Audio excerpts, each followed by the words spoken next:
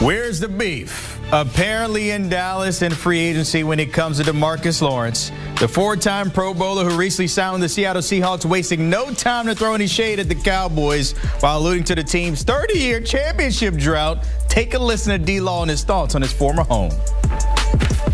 You know, Dallas is my home. I made my home there. You know, my family lives there.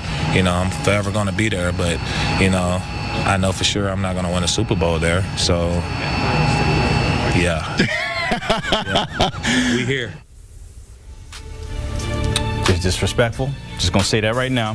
The Twitter fingers are working, though, for his former teammate and Russian mate and Micah Parsons catching, as the kids say, a fade nowadays. That's what they say? Yeah. This is what rejection and envy look like. This is some clown. You know what that means. Oh, but wait, Tank was with no hesitation responding to all that smoke, saying, quote, "Called me a clown won't change the fact that I told the truth. Maybe if you spent less time tweeting and more time winning, I wouldn't have left," end quote. Yeah, the funny thing is, like, he was on the same team, so I don't know what the whole winning dynamic means. Like, we lose together, we win together. Jonathan Jones, we win together as always because he's here to help us out on all this smoke that we are seeing in free agency. We'll put that to the side, JJ, for a second. I want to talk about the former Triple Crown winner and Cooper Kupp. There's reports that maybe Dallas and Seattle are likely destinations for him. What are you hearing about wide receiver one? Yeah, when he was released a couple days ago, we said on here that Dallas and Seattle were the top two landing spots for Cooper Kupp. Of course, it takes more than Cooper Kupp wanting to go somewhere. It takes also the teams wanting Cooper Kupp as well. First of all, let's look at sort of the connections. The new wide receivers coach for the Dallas Cowboys, Junior Adams, was Cooper Kupp's wide receivers coach at Eastern Washington in college. They got a lot of love for one another, and so that would be a natural fit, along with the fact that the Dallas Cowboys have a whole lot of cap space to use that they have not yet so far. Also, the Seattle Seahawks, because he is from the great state of Washington. Seattle, of course, located still in Washington. That would make some sense there. Ultimately, though, what's his price going to be? And the word that I've heard around is that he'll be a little bit surprised during this free agency tour of how little teams may be willing to give up. Obviously, the Rams, in an attempt to trade him, could not find anyone willing to take on either his cap number or potentially any sort of, hey, let's work something out here in a rework deal. And that's why he is now on his way and has been on his way out of Los Angeles. So we'll see if something winds up happening. Today, of course, Cooper Kupp has to want to agree to the terms. We'll see what that number is for an aging wide receiver who it's been, 3+ years since that incredible Triple Crown year. And look, the separation isn't really there anymore. The age is catching up to him. The availability has been a question mark for each of the past 3 years. So what is that number going to look like? Well, it has to be appealing to Cooper Kupp. We'll see if something winds up getting done today or this weekend. Yeah, Kupp is 31. He'll be 32, I believe, in June. So as you mentioned, the age is definitely a factor in that. Elsewhere, let's look at the QB market because maybe a little minor blimp on the radar. Teams kind of finding their guys for next season. What have you noticed about all this movement when it comes to those QBs in week one? Well, it's kind of happened a little bit of the way that we thought it would. Once Geno Smith, we knew that he was up for an extension. Seattle didn't work out there. They trade him to the Las Vegas Raiders. An extension certainly is on the way for Geno. Then things started to fall into place. The Sam Darnold domino fell where he goes to Seattle. Minnesota made an effort to retain Daniel Jones.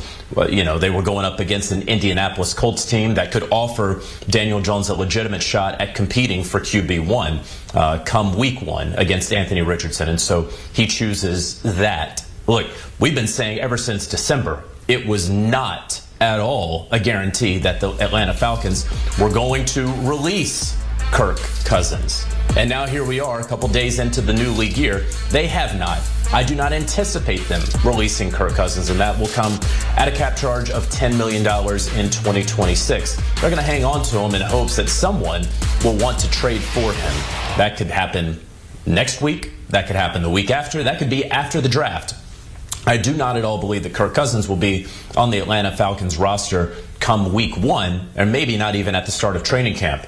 But they do want a draft pick for him, and I believe that ultimately they'll be able to get one for him. So that's sort of been the movement and non-movement so far as we await, of course, what Aaron Rodgers is going to do that, of course, could potentially lead to what Russell Wilson does.